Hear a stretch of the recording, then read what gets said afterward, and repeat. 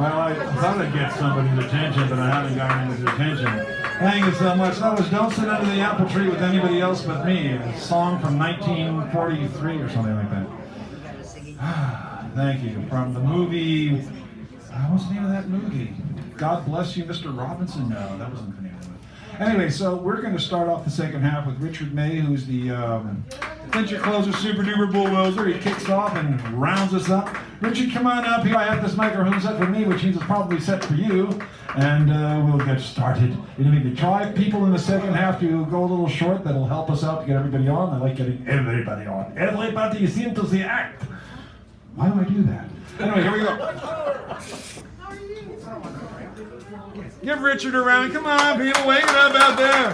He doesn't need the mic. He never needs the mic. He's always like, there we go. Ham. So I'm going to do something from the play A Delicate Balance. It was written by Mr. Edward Albee. And,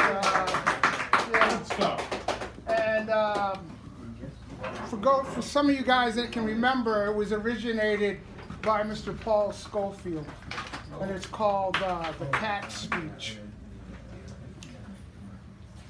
The cat that I had, when I was, well, a year or so before I met you, she was very old. I'd had her since I was a kid. She must have been 17 or more. An alley cat. She didn't like people very much, I think. When people come around, she'd pick up and go away. She liked me, or rather, I could see she was content.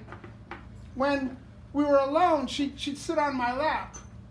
I didn't know if she was happy, but she was content. And how the thing happened, I don't really know. One day, she didn't like me anymore. No, wait, that's not right. One day I realized she had stopped liking me sometime before. One evening I was home, alone, and I was suddenly aware of her absence.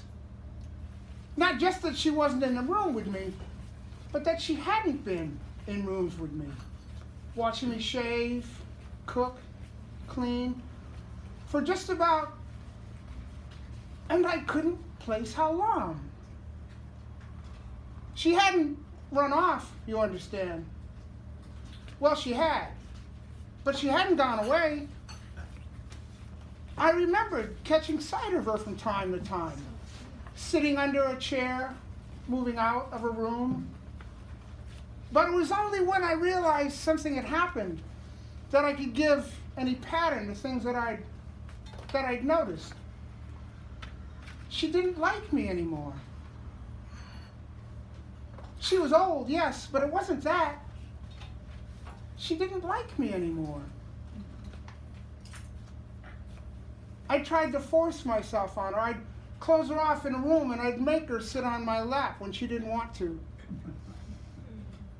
She'd abide it, but it didn't work.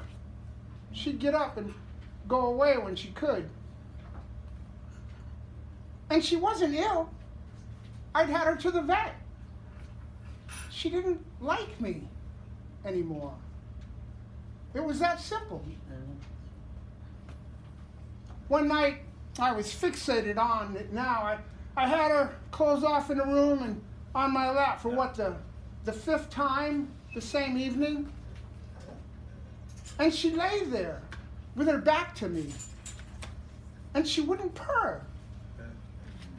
And I knew she was just waiting till she could get down. And I said, God damn you, you stop this. I haven't done anything to you. You like me. Stop this. And I shook her. I had my hands around her shoulders and I shook her. And she bit me hard.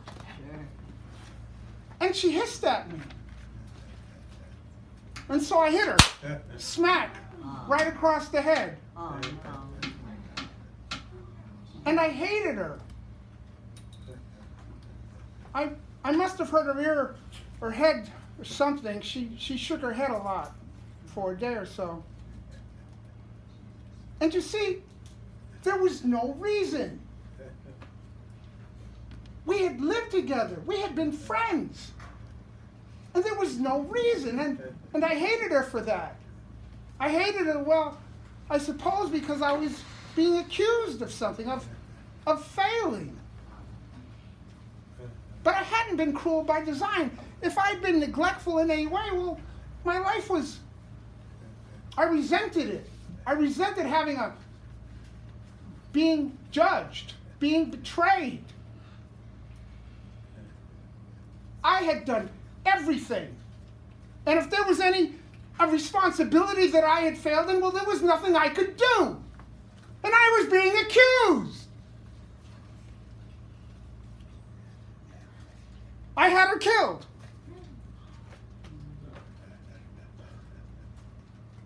I took her to the vet, and he took her in the back, and he gave her an injection, and he killed her. I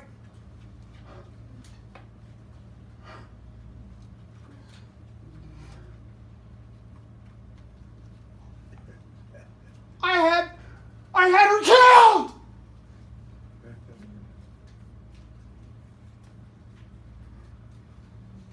Thank you. Rob. Thank you, Richard.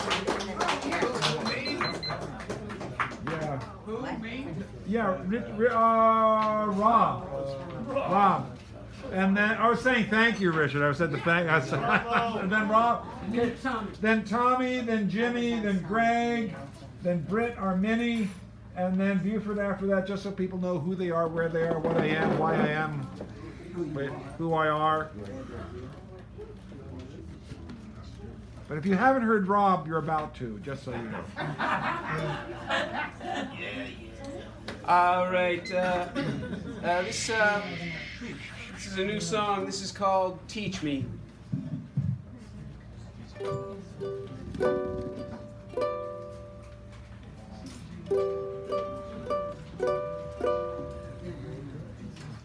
Teach me how to stop dreaming of loving you. Teach my heart to not jump whenever you walk through. Teach me how to not see your face at the end of the day. Teach me how to not fall apart whenever you look my way. Teach me how to love another without you in my mind. I would know that you were near if I were deaf and blind. Ask for the truth, I'll never calculate or be coy. Ask me if I love you, sweetness and joy.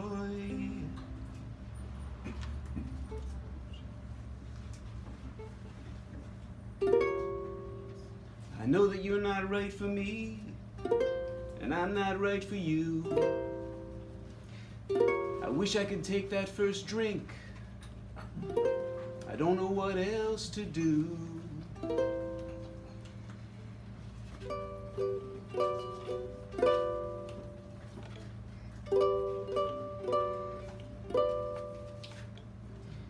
Tell me ego and biology create a fantasy we call love. Tell me I'm just lonely, tell me it's all of the above. Then tell me why I cringe at the thought of you with some fool. Teach me how to forget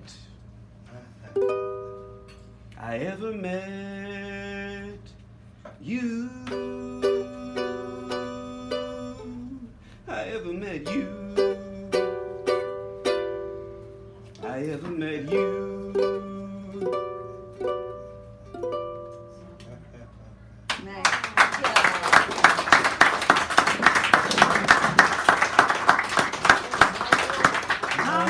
Tommy, have a go bit good. Well, that's Italian.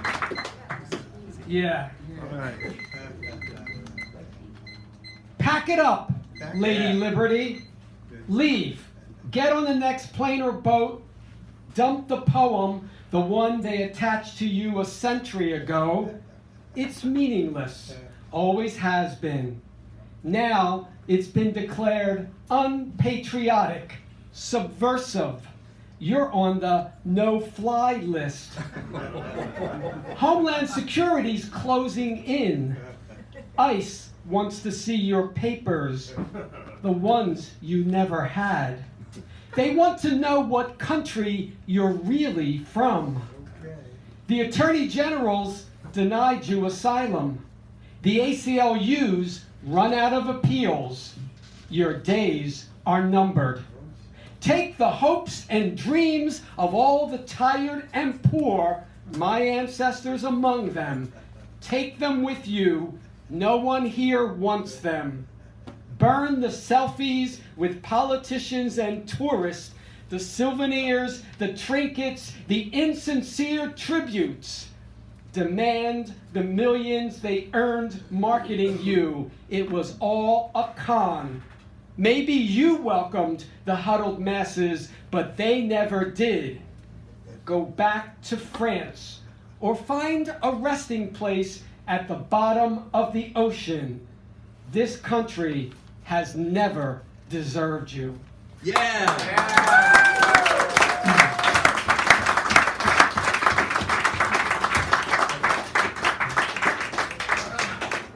They make the Honduran man wear a sign.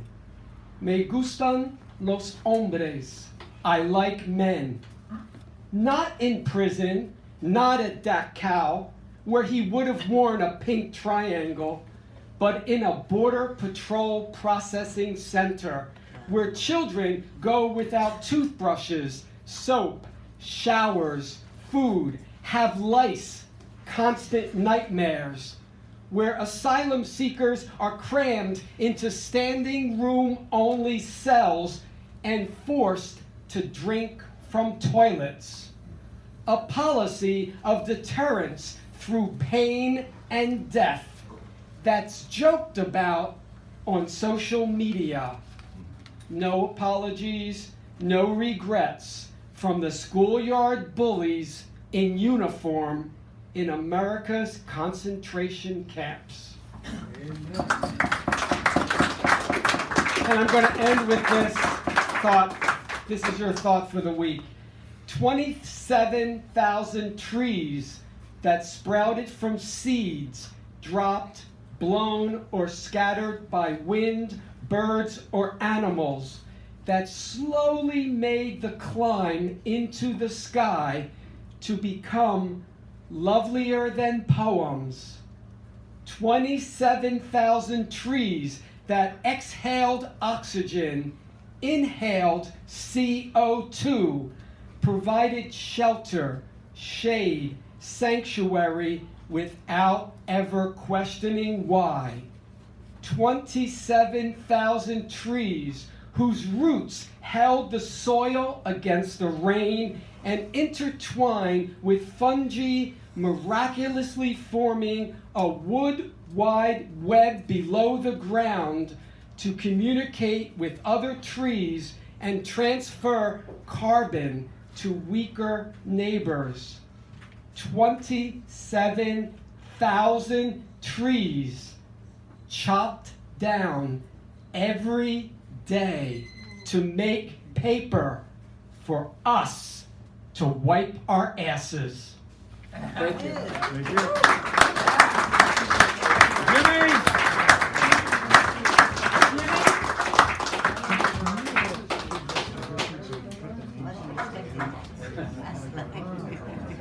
Jimmy! Jimmy. All right, then we got Greg coming up, then Britt, our Minnie, then Buford. Well, this poem is one I read before, but I want to make a thing, if I live this long, to read this every 4th of July, because this is what it's about. And it's called New Blood. All we want to know is one simple question for all mankind. What color is the condition of what's going on inside your mind? So is it the color green that's your existential scene? Allegiance to the planet just enough for you? Or do you still play the fool for the good old red, white, and blue? Well, if red is for the duped dead, who bled all over the burning sand, and white is for the voracious, overfed members of the ruling clan. Blue is for the strange fruit that ripens through the deep, dark night and falls as endless fire and fright upon the children of the universal light. So are you loyal to our leader who blows up all your dreams, who answers every question with nothing like it seems, while half the world he's after wakes up screaming from their dreams? If so, what the world needs now is some new blood. Because this is the age of tainted information, and this is the age of the unfinished public tale. This is the age of incomplete characterizations of dogs and gods and men, all lost on the trail to misbegotten meccas at the end of erroneous quests, raising funds via ideological promises given in various jests. Because this is the age of incompetent confirmation of events that never were meant to be brought to public attention and certainly weren't heaven sent. This is the age of spinning doctors telling us all it's okay to get bent. By characters, even they lament, the board of directors mistakenly caused to be sent, causing the fabric of between strife and romance to be surrealistically rent. So this is the time for new blood. This is the call for the next generation. This is the pulse that pulls man, woman, and child to the new age. This is the day for the new resolution. This is the hour of the promise fulfilled. This is the moment of Gaia stepping up, finally speaking so even the elders will know. This is the time laughter escapes from the darkened soul and the moment of recognition that we are all parts of a whole. This is the time for the honest leader. This is the time for the quality fight. This is the time for a forceful meter, and this is the time for remedial light. This is the time for greater exposure. This is the time for full disclosure. This is the time is on the side of life. This is the time life is freedom. This is the time for expression, choice. So this is the time force is superfluous and will not work. Because this is the time that what's right is might. For this is the pulse of the universe speaking and calling and pulling us up to take a stand. This is the end of love's disappearance. This is the mind of life itself unfolding like a flower growing out of a hand. This is the wave humanity must catch. This is the color of truth that we see. This is the power of hope's sweet fruition, the realization in the light of the sun and the moon and the stars and the shade of these trees that you, me, us, them, all are nothing but we. Thank you, Jimmy. All right. Greg Pond. And then Britt, can you come up to the on-deck chair? We're going to start doing the on-deck chair because I want to save time here and get everybody on and like that. So when I call your name, come to the on-deck chair, please. That would be helpful. This is Greg Pond, ladies and gentlemen. He's like one of those, oh my God, kind of voices. All right. I wrote this a couple of weeks ago. It's entitled Poem for a Man and Daughter. Two bodies lie face down a tiny arm tight around the back of daddy's neck. A man and daughter drowned in the Rio Grande today, in the middle of their American trek, desiring asylum but surrendering to the waves of death instead. Does compassion exist on either side of the river, or does it drown without a sound somewhere in the middle?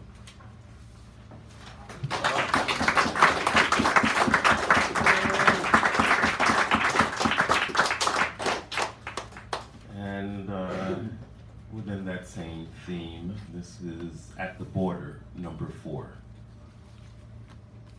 We know that those who are the staunchest diversity foes will usually try to find a way to separate you and me from us, so that we doubt each other, rarely agree, and never trust.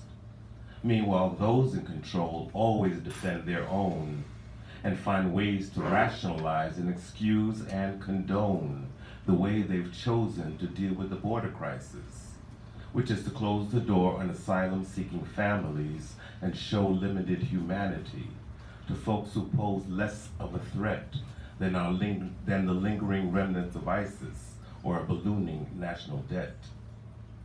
Migrants are demonized whose only crime was to choose not to die in lands they've grown up, in lands that they still love, but lands turned so ruthless, dangerous, and corrupt that many had to pack their families, risk their lives, walk for miles, and sometimes run to escape the gangs, the machete, the government, or the gun, to be lucky enough to make it to our border, thinking their immediate fears are done, but find out, much to their dismay, another nightmare has just begun. Thank you. It's on. Britt, and then Buford, you want to go to the on-deck chair? Okay. All right, this is our mini feature of the evening. Britt, Peter, give them a nice round here, ladies. Woohoo! We got Buford after that. Something with it looks like the last name might be Vines. Vines?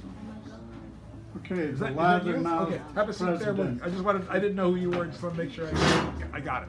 All right, there you go. Okay, the loudmouth president. Oh no, not another Trump poem. Should read, oh no, not another day of Trump and his play pals. Jeffrey Epstein and Robert Kraft. I only knew them slightly. I was never a big fan. I was too busy saving the nation and kidnapping kids. Oh, God. This is in parentheses. I'd love to write an original line of my own, but this material is drenched in blood. Yeah. By the time I finish this, he will be tweeting again. I'm not mad. Crazy as hell, though. I have an even temperament. I'm a stable genius. Bring on the butterfly nets.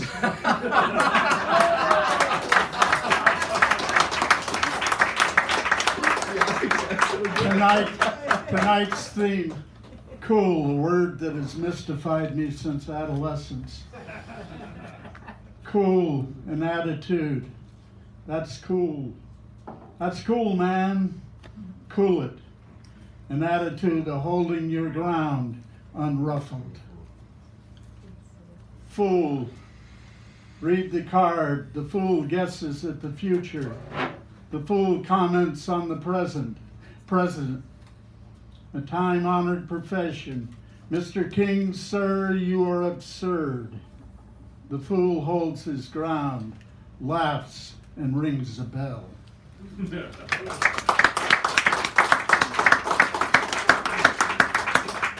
Cool, still a fool, trying to grasp what the theme means.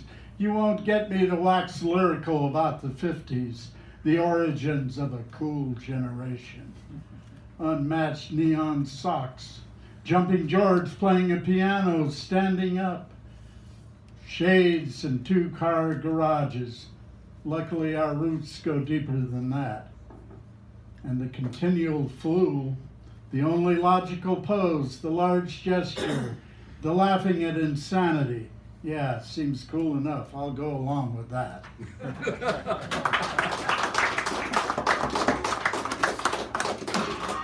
What's cool? Cool never was cold. Not Heifetz, not Lester, not Chet, Chico, or Jerry, not Buddy Collette. Cool never was cold. Jimmy Jufrey's smooth train moving through the night. Oh man, can't you dig all that humor and warmth? A near empty house at the Black Hawk.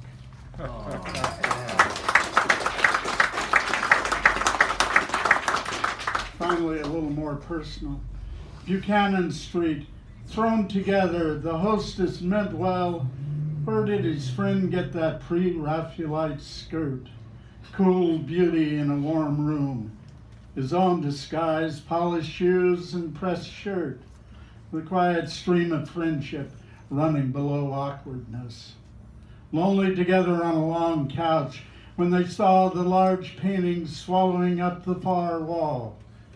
They were immediately drawn away from their captured mood to that megaphone of a painting which called out from an eastern beach, Tom Field's lordly and isolate satyrs, not Olson's poem, but a yellow world, bikers, high handlebars, terrestrial birds, Christ-like figures in billowing sand, revving engines, a slight taste of red from ignition flame, and their eyes met again for an instant.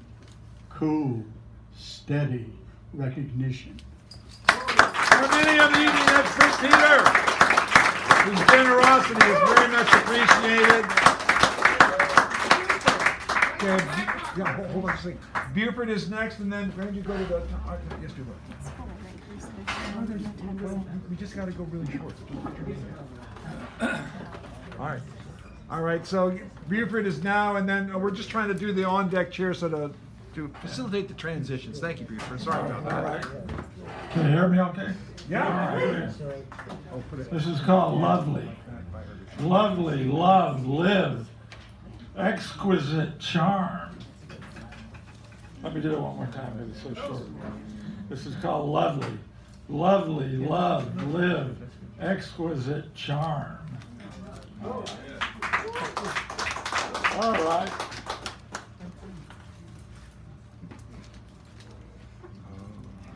I used to work at UCSF. Now I pass through it on the bus. UCSF is a place where in the 1970s I got all my medical care. Now I go to Kaiser for a lot less money, but I'm not sure if it's as good.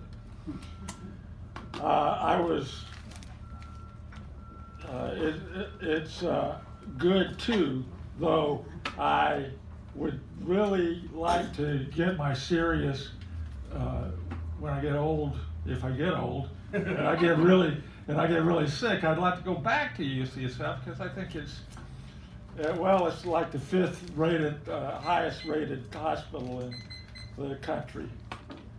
I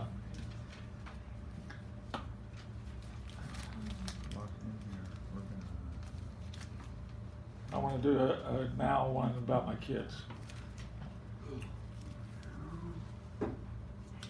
I let the big kids wipe their noses so that I won't myself get sick from from wiping their noses.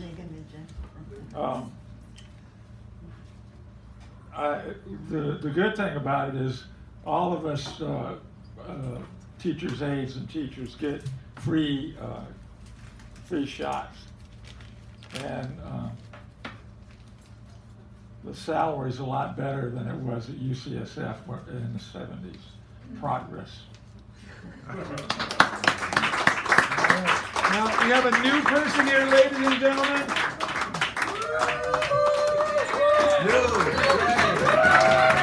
Is it Lamb? Lamb, ladies and gentlemen. You can say the whole thing. All right. All right, we'll call this one ovulation. Begging I don't begrudge my biology, I succumb to the song in my brain. Boy, boy, boy goes baby, baby, baby, money, money, money. Begging I don't wake up thinking of fucking, or thinking of nothing, or thinking of discipline I don't have an hour to lay under comfort, thinking about begging I want a lot of things, to think for myself, to take for myself, care for myself, take care, myself, begging I want to be taken care of.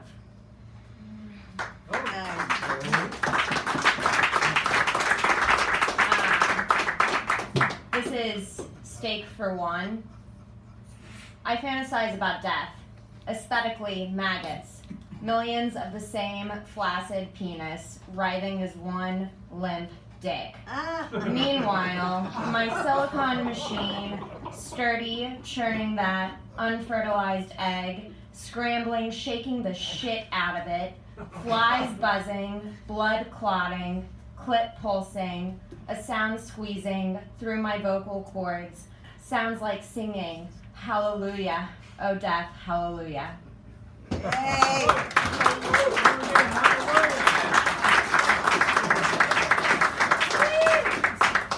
I just moved here from New York. This one's called Climate Shock. I love a city with some heat, shameless, smoking, sober, begging. I love 275 up and down an island, cross burrows, sweaty, dripping toxins, dripping memory. I love to sweat, to sniff, to curse, to piss on streets. I know there's no accounting for time. Familiarity grows, a fond heart. Fog, I suppose, has its own appeal. But I love a spicy city, a hot tar mess. I love to walk, long legs leading me through dripping memory, AC units dripping memory, shameless, smoking on the streets I love. This hot hell where smells mingle and move past them, spice and rot and urine and dirt and grease and spice and heat. A city cooking, smoking, shameless, begging, burning, hot and sweaty. I love a city. Thank you. Yeah, baby! Woo! All right. Sharon is up. Dudemont. Wherever you are, Dudemont, just you still here? Yeah, go to the on deck. You're after Sharon. This is called Monday is Bank Day. Velma was the neighborhood beautician. She learned to do hair from her cousin Eula, and they were girls together in Alabama during the big war, WW2. They came to Kansas City, no money to be made on their farms where they were raised. A few cousins to stay with, the decision was made, off to the north. Both boarded for months with other people, just a few months. Eula found work as a live-in housekeeper, one day off per week and 1.5 a day off. On the one day, on Sunday, she would go to church, visit friends. It was always her day. And on her half day, she would do the usual chores, some personal shopping, perhaps stop by Velma's and chat and have her hair did. They would catch up on all the family news. Sometimes they would even go shopping together, even a little more, and lunch at Helmut and Ava's little shop. Eula did not have much of a social life, pretty solitary. Velma was very social. She worked at her own beauty shop out of her home. She rented a small house. Really, it was a converted garage. Customers were free to come and go, and not disturb anyone in the front house. She was busy sun up to sundown, and Saturdays before Easter and Mother's Day, she could barely have time to sleep. Appointments. Old ladies wanting tight curls. Little girls fighting. Teen girls anxious before dates. Now Olive was the neighborhood lady of the night, known very well around 12th and Vine, and she was very particular. Hair had to be just so right. She was one of the most frequent customers, and her tales kept everyone around her complete attention. Boy, the stories she could tell. Some names were mentioned, some she didn't even have to say. Everyone knew who the characters were. She was a big tipper, and of course, she had money to burn. Now, there were a few women Velma could not book appointments close to hers. Either they had been fights or something was suspicious about her. So, Olive, too, was a transplant to Kansas City. From Mobile, a city got just a little too small for her. Before Kansas City, she made a stop in Topeka, Oops, that town was really too small. So she packed up and came to Kansas City, easier to get lost in the crowd. She even sent a few men to Velma for dye jobs. Yep, dye jobs. These men wanted that gray hair covered. And of course, they had to have evening appointments because no one wanted to see them. And they didn't want to see anybody either. Some, their wives and girlfriends did their hair, but the big men that came in were the preachers and the pimps, the P&Ps. The preachers wanted to look young and get those old sisters to give up their money, and the pimps, of course, we know what they wanted. There was privacy, and she gave them privacy. And they gave her stories and big money. Okay, here we go. Hot merchandise from the pimps, but nobody's talking, and everybody knows it's hot. Velma liked and kept her number sheets for long times. Everybody did. Why not? So she did it. From the preacher, she learned of the sick and the dying and the dead. And there was room where there was a room or an apartment to let. But most people knew anyway because everybody talked. So now it's Monday, and it's time for bank day. She always goes to the bank on Monday, and it's a hot summer day. And it's getting really muggy. You can smell the rain in the air. Eula calls, she warns her, looks like rain. I know, child, I can smell it too. Oh well, she gets her list ready, umbrella by the door. The kids are outside, are wonderful little children of the neighborhood, playing jacks on the sidewalk. Hello, Miss Velma. Hello, girls. Big plop of rain. Uh-oh. A bigger plop of rain. Wind. Now it's starting to come down. Everybody runs up to it's on the porch. Miss Townsend, who owns the house, tells everyone to come inside. Want some lemonade? Yes, ma'am. They know it's okay because their parents like her, and they can have food if their parents like her. So, hope it stops soon. She's got to get to the bank. Sharon pipes up. We can go, Miss Townsend. No, girls, that's not close enough. You'll have to take a bus. I've given a ride before. So, would you take us on the bus? No, she says. I think I'll drive. But I've always been afraid to drive in the rain, especially when there's thunder. Okay, we could ride with you. Well, I guess. I'll be okay with you. You're all with me. So they get in the big DeSoto out of the garage next door, where she also owns that house too. Load up Velma, Sharon, Janice, Carolyn, Teresa, Margaret, Juanita, and Rose, and Mrs. Townsend's dog, Peaches, and Juanita's dog, Junior, and off they go.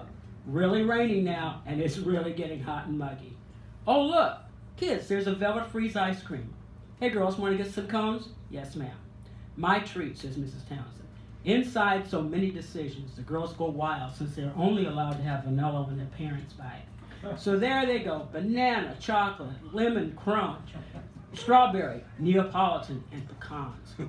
2 small cups, 1 vanilla for Peaches and 1 vanilla for Junior. The rain is really coming down now.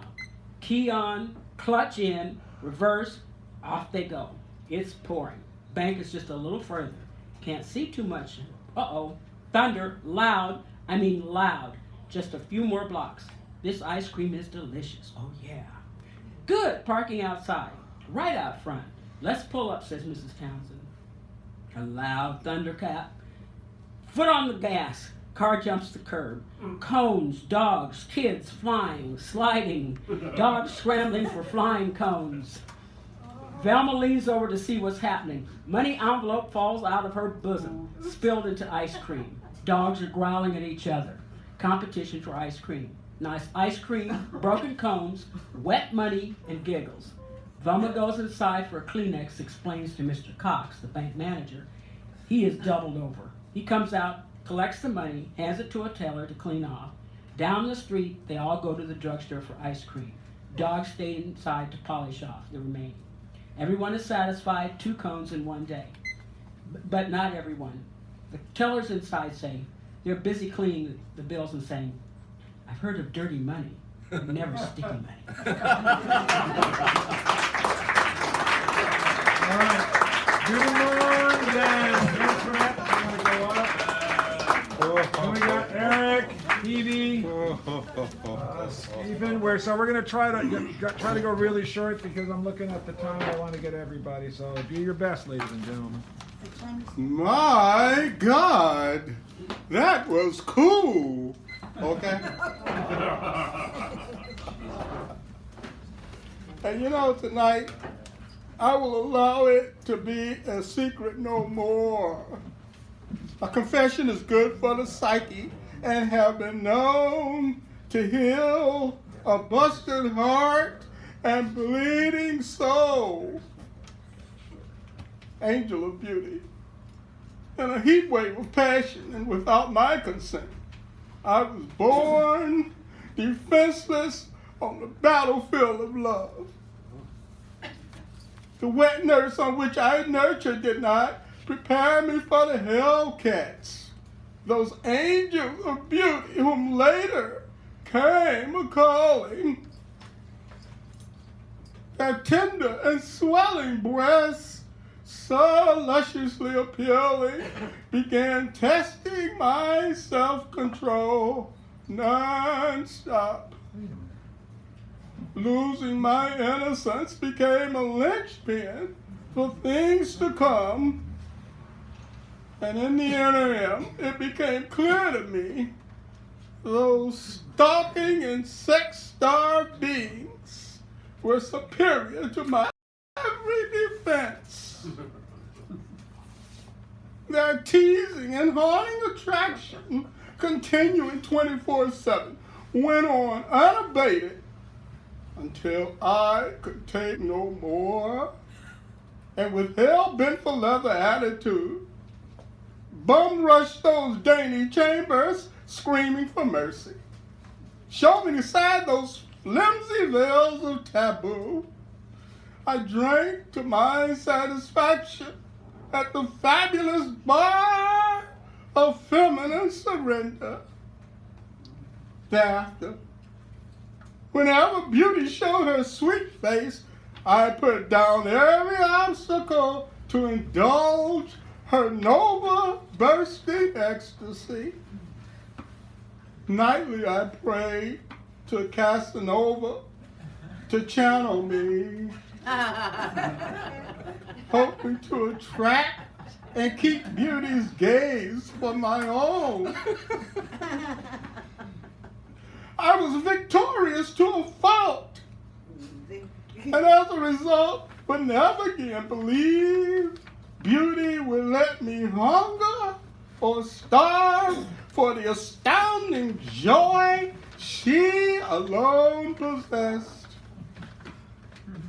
Becoming companion to her whimsy and made a deed to her happiness, my vigilance became a commitment, guaranteeing her safekeeping in my waiting arms. And whatever is to be the outcome, beauty will go on being the prissy missy and spring virgin she always was to me. That critical twin to my being, so necessary and so wonderful. Heaven alone could have convinced me to lay at her door so often and so shamelessly until it opened. Thank you. Thank you, JJ Rush. Antoinette, give her a nice round, and then Eric. I take the seat, and after Eric, we got Evie, and then Stephen, and Damien, like that. So there we go. Welcome back. Thank you. Standing in a wispy white nightdress, strong calves bend down, lift black Labrador, they sit together to tame wolf. Zen master stamps free will, nonviolent protest. Monks wearing brown all sit on stage, no difference, no separation. Like this blank sheet of paper where front and back encompass one another, unseen parts create more. Wholeness fills night sky, sorrow sits inside joy. Wolf's breath sucks in cold wet, swirling exhale to fluffy white angel.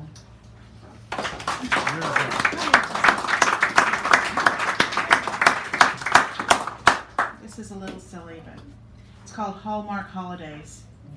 Shop of wonders, barrel of pickles multiplied. Variety flourished there under fluorescent lights, even when sunlight stared through windows where box seat complete with cushions invite leisure while aromas mingle. Sweet flora and vinegar fills spaces end set aside for merchant's love, if only for a day. Lonely cash register clangs in unison as front door creaks open, children approach. On quest for pink sugar hearts, messaged like fortune cookies. Instead, treasure trove of sweet gherkins, black olives found here. Girl with red hair declares her wish. Another sorrowful wears raven's braids, both skin tones white as lilies. Sees no satisfaction in clerk's melancholy features, sending joy searching. Change jingles in their pockets, pristine pickles wrapped in clover. Yet another holiday invented for merchant's gain.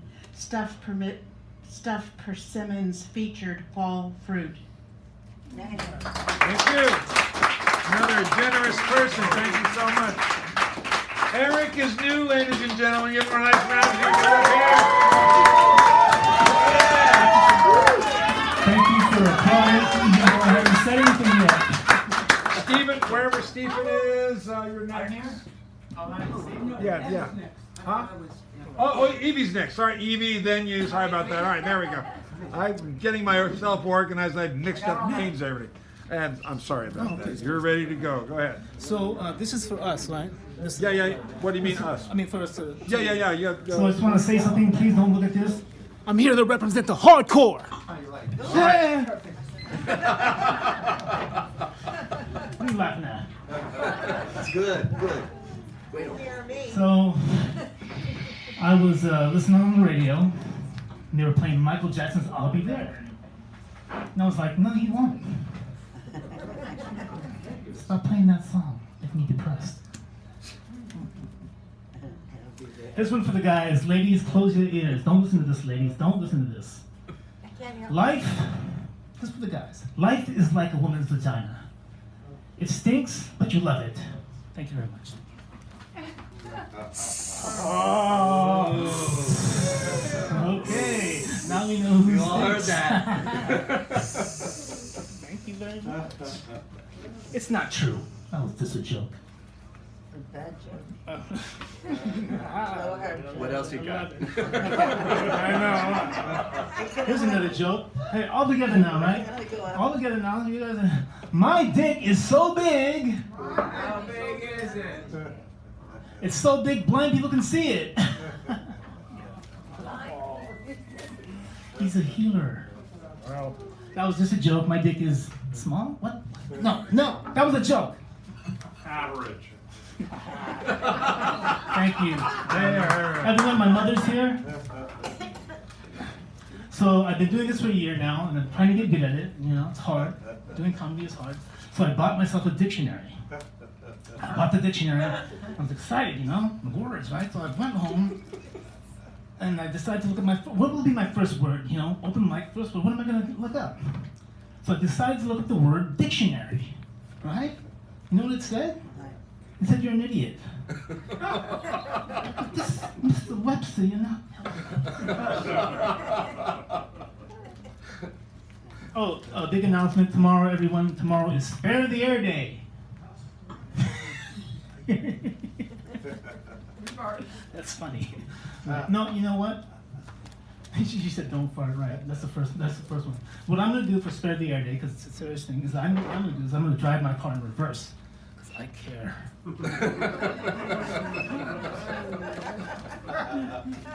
The real joke is that I don't even own a car.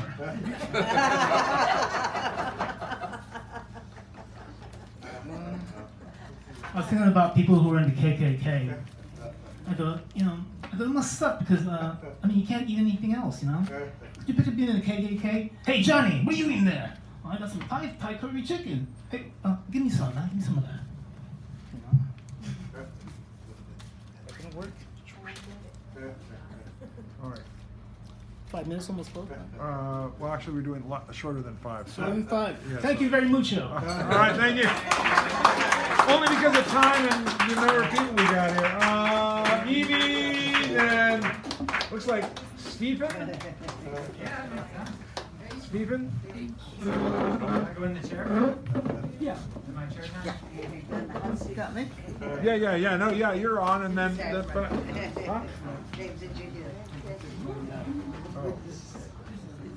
Huh? Hi everybody, I think a number of you know that I sort of get here late when I do get here, because I do my Wednesday night suppers thing, which is a community dinner for folks outside, and it's sort of like the anti-soup kitchen with table service and dinner hosts, and I'm going to read a few pieces of one odd thing. This is the kind of thing that happens. This guy, Frank, walks back in. Frank was in prison. He was really, we just understood that he was dead. Word was out that he was dead. And when he came in, he said, I really enjoyed my obituary. And this is also, well, happy ending to this, I'll tell you in a minute. Anyway, I am Blazer. And street name. I am Blazer. Relapsed again. Can't tell you the details, but I'm in Quentin, maybe out in March. I was hoping to get a holiday card. Wrote a letter to the church, the people who run the Wednesday night suppers ministry. Maybe they never got it. Maybe the guards never let it out. Maybe they got my prison number wrong when they wrote me back. Or maybe the guards just chucked it. I've got a 4-year-old. What's he gonna think? So Blazer, John Sorensen, the 4-year-old Nathan is now 13. Blazer is back to being John Sorensen, and Nathan is Nathan. No longer 4, but doing great. Okay. Oh yeah. I am Gordon M. I leave my shopping cart behind the back door of the church social hall so the volunteers that serve us at the Wednesday night suppers can get by when they need to come and go to get things ready for table service. At the greeting table, they even ask how my eye is after it was smashed by a crasher at the campsite in our area under the freeway where the police leave us alone.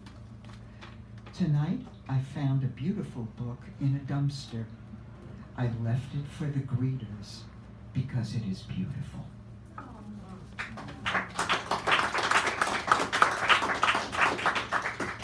I'm sorry to say that Bradford McGinnis has passed on. He had AIDS and he is gone, but he was taken good care of, you know, at the very end. I am Assad. I am Assad.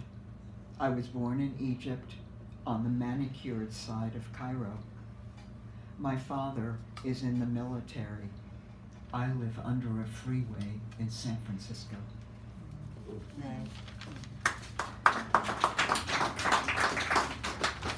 I have to say that unfortunately Assad has passed as well. We have to have the next person come up. Okay. All right, thank you. Or can I no. Well, time is like really short. Okay. Yeah. I wasn't going to read this, but I was so moved by that kind of travel coming up about Sephardim and Sephardic Jews, and I look at my face in the mirror, you know, that's what I see. Okay, stop that. Okay.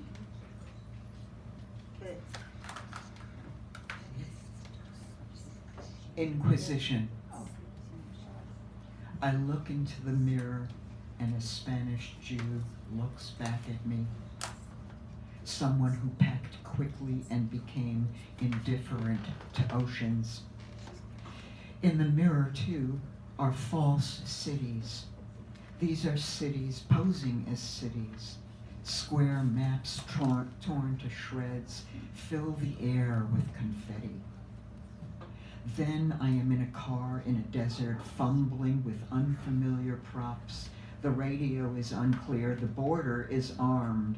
I remember who I am, according to documents.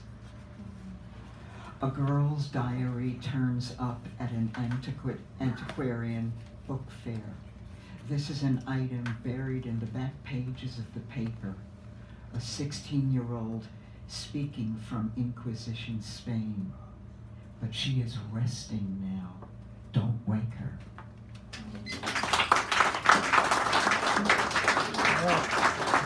And Stephen, right? Yeah.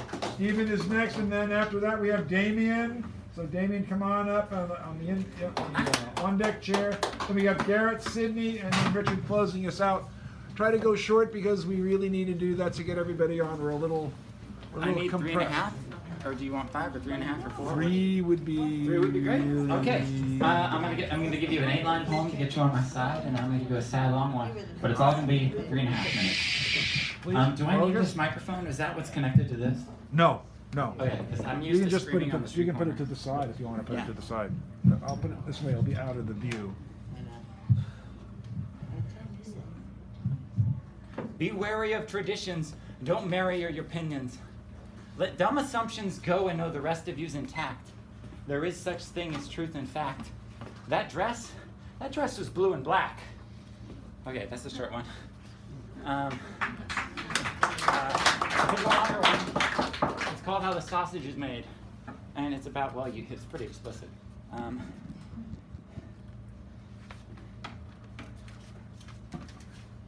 I think that we can all admit this world is less inviting if you taste the bit you're biting. That's why I basted mine with writing. And this has not been a phase. This is the path that was paved. When we laughed at the maze with its placid depraved lack of safety amazed me. After a decade, you're a part of where you live. And in the mission, slow attrition's got my silver tongue so sharpened to a shiv, it's like the carpenter of quips and the harbinger of glib. Plus there's a caged beast barking in my ribs and pushing garbage out this part between my lips. Some people say I'm jerking off. I say I'm just trying to come to grips. Some people say I'm acting raw and unafraid. And you could say I'm jaded as a blade. But I'm more like a blade of grass in the killing fields. Not that you asked, but to discuss how I really feel. I'm a glass jaw held up by a truss of Achilles' heels. And this has not been a phase. This is the path that was paved. And we saw how the sausage was made.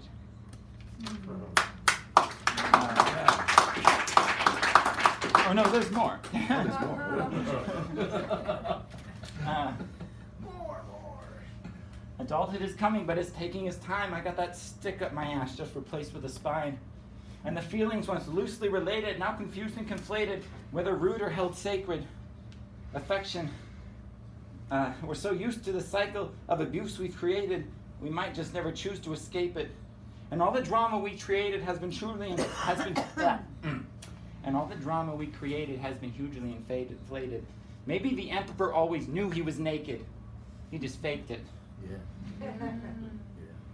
It's the cost that was paid, the path that was paved when we saw how the sausage was made. But do you really think that your religion and belief can grant you glances of relief from this belligerence and grief? And if I shut my eyes tight while I'm trying to believe, and if this hardened heart seems off the cuff, it's because I wear it on my sleeve. There's no sense in censoring. You'll end up with banality.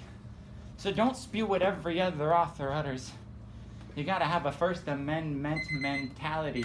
Is this coming through, or do I stutter? You can't comb chaos into order with strict rigor. You can't court fate's favor because your God's dick's bigger. And if he painted the dust with a fine-tip brush, then why are we just stick figures? That's why I doodle devil horns on all the big pictures. This is the last part. That's why I shook the tree of knowledge so I could bite the fruit. But I usurped the serpent. See, I made my own decisions. I traded my defenses in for coping mechanisms. I chose to collect wisdom spitting tropes of broken rhythm and promote a global vision that'll grope against the system, at least until that day that I provoke an embolism. One of those days that I'm lost in a rage, nauseous and crazed because the bedrock we'd fostered and thought was in place has been rocked by the waves. Has it all been a waste as the chaos just coughs in our face now that plot's been embraced? So I'm not so amazed, and we swallow our losses though noxious and chaste. So the nauseousness fades. This is not just a phase. This is the cost that was paid when we saw how the sausage was made. Thank you. All right. And he was new here. I forgot to tell you that. Kind of like stretch here. And now we have Namian coming up. Garrett, if you're out there, come up to the on deck, please. And then we have Sydney. And then Richard closing us out. Looks like we're doing well. You want this, yes? Oh, yeah. Okay. I don't know how you. I mean, no, I mean like the height. How high you want it, like that? I think it's fine. Okay, and then you gotta get it straight towards you, and then like that.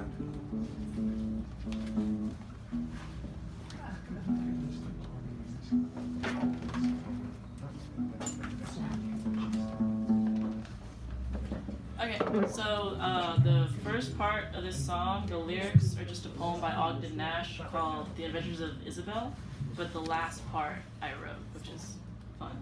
Okay.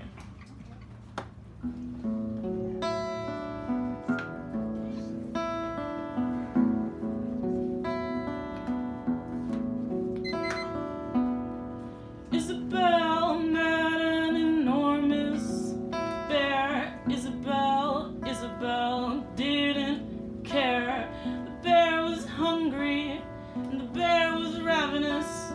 The bear's big mouth was cruel and cavernous. The bear said, Isabel, nice to meet ya. How do, Isabel? Now I'll eat ya. Isabel didn't worry.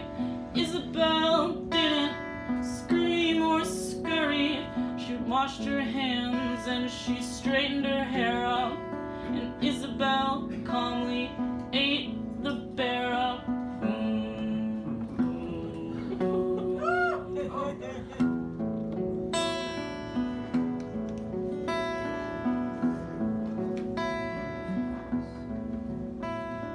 Once on a night as black as pitch, Isabel met a wicked old witch.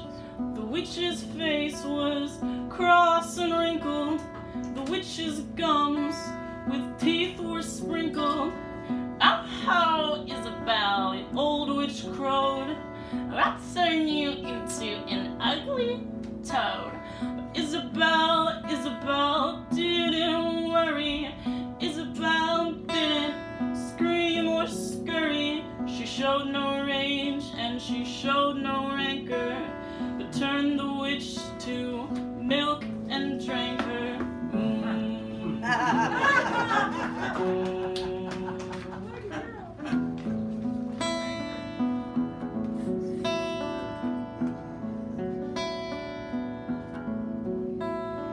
Isabel met a troublesome doctor. He punched and he poked till he really shocked her. The doctor's talk was of coughs and chills. The doctor's satchel bulged with pills. The doctor said on to art, Isabel, swallow this, it will make you well. Isabel didn't worry. Isabel didn't scream or scurry. She took those pills from that pill concoctor, and Isabel calmly cured the doctor.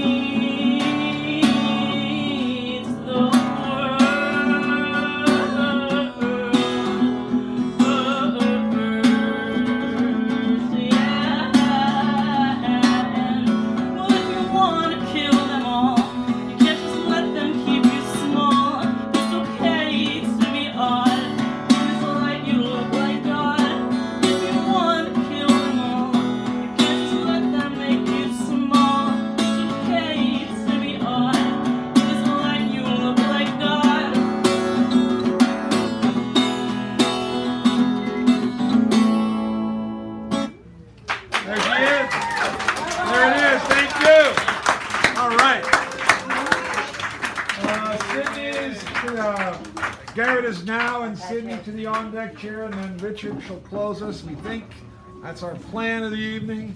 Thank you, David, for everything. All righty, righty. Hey, same old Joe wants to come back. A brand new yet familiar has-been has entered the presidential arena. It's same old Joe. Says he wants to bring us back to once before. Same old Joe, including the days he wishes could come back was more. Same old Joe. When chumming civil with segregationist pals, same old Joe. Jimmy and Hermie and Strommy were their names. Same old Joe. He waxes nostalgic after calling him son. Same old Joe. And when reminded by a black senator that those very same pals were calling black men boys, same old Joe goes petulant and demands an apology. Same old Joe obviously wants to restore the natural balance when blacks were apologetic and rapidly forgiving. Same old Joe, after all, wants to bring back civility. Yes, same old Joe seems rather uncivil towards those who do not recall Jimmy or Hermie or Strommy quite so fondly. Same old Joe. You're just going to have to accept those days are long. Your pals are long dead. You're still not quite ready for presidential prime time, and Anita still wants no part of you. Sorry, same old Joe. Yeah. All right. Sydney, who is new?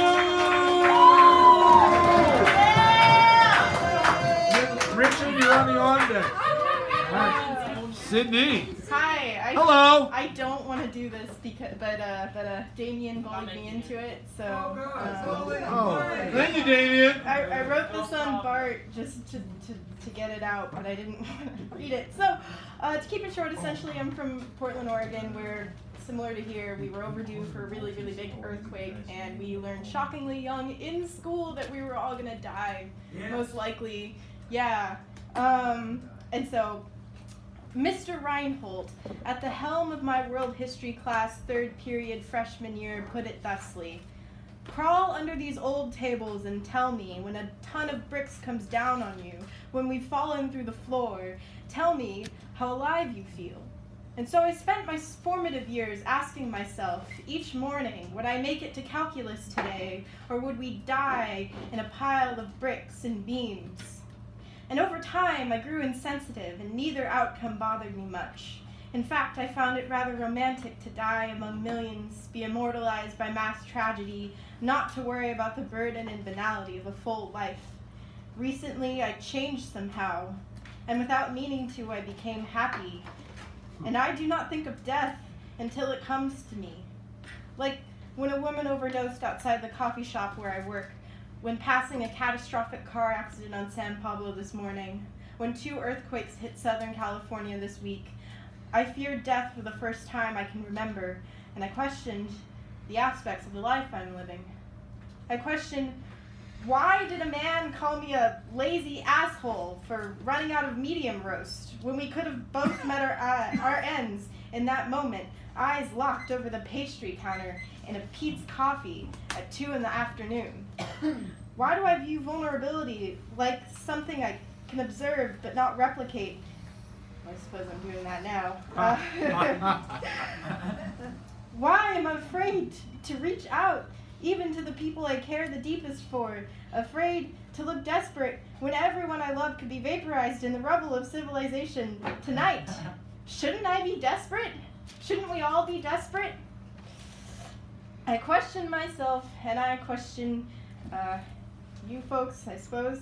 Tell me, standing at the precipice of Bibles and lexicons of words we could say but won't, parts of ourselves we should share freely but can't. Tell me at the eve of your death, at the tip of your hopes, dreams, words, wants, goals, loves, desires, thoughts unattended, petering out into nothing, unknown. Keep to yourself. Let what's inside you die with you when you go, and tell me how alive you feel. Wow. Thank you.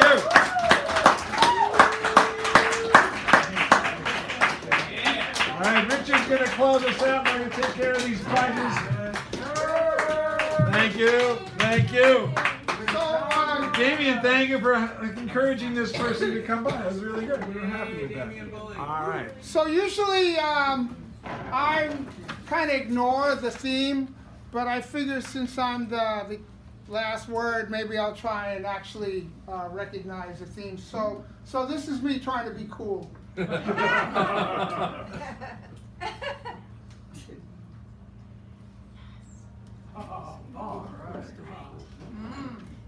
I headed out with only my thumb and a beat up Olivetti typewriter. I didn't know what I was looking for. God, love, death, kicks.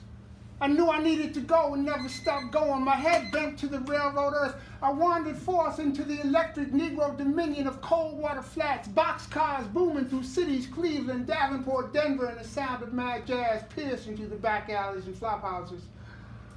New adventures and miles between desire and hope.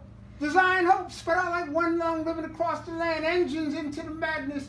Charlie Parker with his Doo-Doo 2, Miles and Diz and old Al Bevins cracked his skull on the blah blah shell in cold downtown Chicago, quivering under the noise and clang of all that American music, fixing and shooting in gloomy shadows like innocent angels in supplication. Whither and hither I went like a nomad lost in a desert of no south. A moving dynamo slipping through the fog, and always, hey man, going. Where is it at? And too often a search for love and loveless loved ones with loveless girls not even acquainted with love or Buddha or Jung or Karl Marx. Leave love behind for kicks and commerce. One night the sad old moon hung over the Golden Gate Bridge like Dick Powell in some Hollywood musical. I was out in the dark bay mist down near Sausalito on Big Jim Lardner's boat, Dexter Gordon wailing on the radio. When moon-faced Dick Powell wandered up to me and asked if I knew who I was. Really knew the essential soul within. Dick Powell. I'll always see your pictures for that. Dick Powell. There you go. All right. Woo-hoo! So since we are pressed for time, I'm just going to let you come up here and pick from these prizes that are here.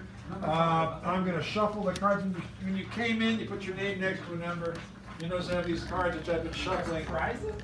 Yes, door prizes. Oh my God. Let me just go over